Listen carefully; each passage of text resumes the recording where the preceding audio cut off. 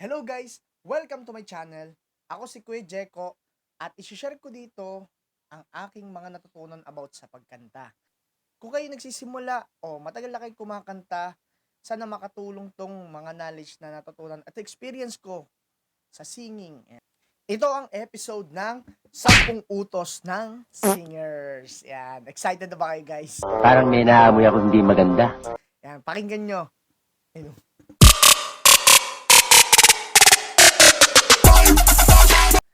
Disclaimer lang, hindi ako expert sa pagkanta. Base lang sa aking natutunan at ang gusto ko lang naman dito ay ma-share sa inyo yung mga natutunan ko at baka sakali matuto rin kayo. Di totoo yan. Ngayon, ito ang 10 utos ng singers. Unang-una, huwag kang mahihiya. Huwag mahihiyang magtanong. Wow naman! Wow! Yan. Magtanong-tanong ka lang lagi about sa kunyari, meron kayong gustong matutunan. Vibrato, pagkulot-kulot, emosyon, etc. Yan, etc. No? Imbis na etc. Tumahimik ka. Yan, wag na wag kayo mahihiyang magtanong. Lalo na yung kausap nyo ay kumakanta rin. Mahilig ako magtanong sa mga singer na nakakausap ko, nakakasalamuha ko. Kasi meron silang natutunan na gusto ko ring matutunan sa sarili ko. Saka wag na wag kang mahihiya kapag kumakanta ka na. Wag mo isipin yung mga nasa paligid mo muna. Wag na wag ka magpapatalo sa hiya mo. Kasi ayan ang unang-unang kalaban ng Esophagus. ating sarili. Yan. Pangalawa, vocal exercise. Narinig nyo na ba ang salitang vocal warm up and vocal warm down? Kung narinig nyo na, ito yung mga lip trill, tongue trill, vocalization, breathing exercise. Ayan. Meron ako mga sample paano gawin yung lip trill.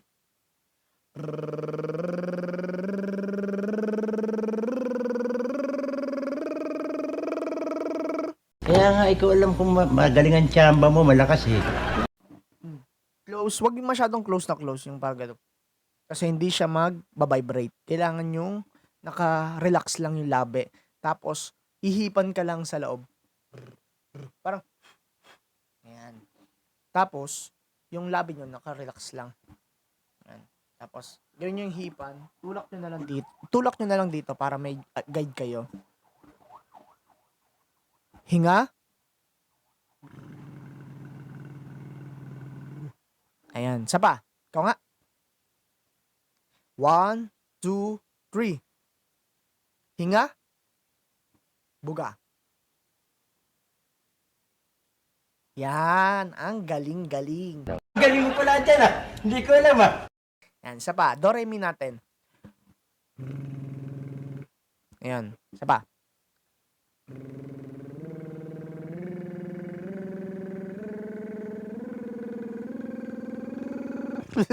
Natatawa sa itsura ko. Ugong! Barinig kita sa mukha eh. Isa pa.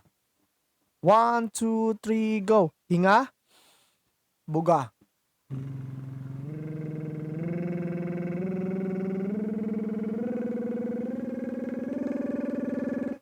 Yan. Yehey! Ang pangatlo naman ay exercise. Yan. Mga basic exercise lang. Pampagising lang ng katawan. Kasi kailangan natin yon. Di ba, pansin nyo ba? Pagising nyo ng umaga, pag sinubukan yung kumanta, parang walang walang gana. Kailangan muna gisingin natin yung katawan natin. Ganon din.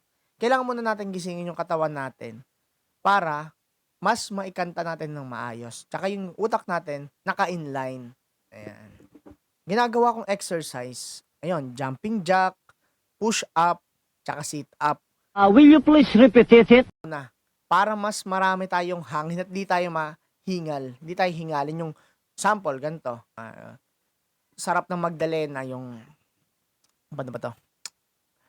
Na aking kababata mula pa ng pagkabata. Kami lagi magkasama mga baka papel sa sapa. Kanyang ngiti lumiliwanag ang paligid at pag siya'y dumadaan mga leeg ay pumipilipid. Esophagus. Esophagus. Hindi, basta.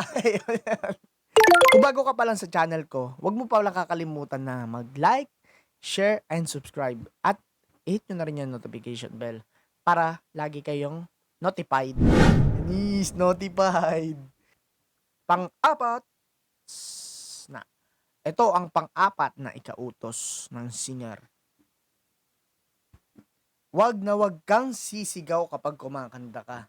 Imbes na makakasira kasi yun sa vocal cords mo. Tsaka hindi rin yung maganda sa pandinig. Kaya iwasan natin na sumigaw. Kailangan kalmado lang tsaka kanta lang kanta. Pang-limang utos ng singer. Wag OA. Ayan. Wag OA sa style, wag OA sa emotion, wag OA sa gesture. Sample ko sa emotion yung nyari kakanta ka ng kahit isang saglit ni Martin Rivera. Sabay yung emotion mo, 'di ba? Syempre, ano 'yon, nakakaiyak yung kanta na 'yun eh. Napakagaling ni Martin Rivera doon sa kanta na 'yun. Paano? Doon pa lang, tapos doon pa lang sa part na 'yon, parang kang naiiyak. Meron ganun kasi yung na-a-attach talaga sila sa kanta. Pero yun dapat ang i-control din natin. Emotion control. Hindi exaggerated yung emotion. Kailangan yung tama lang. Ayun.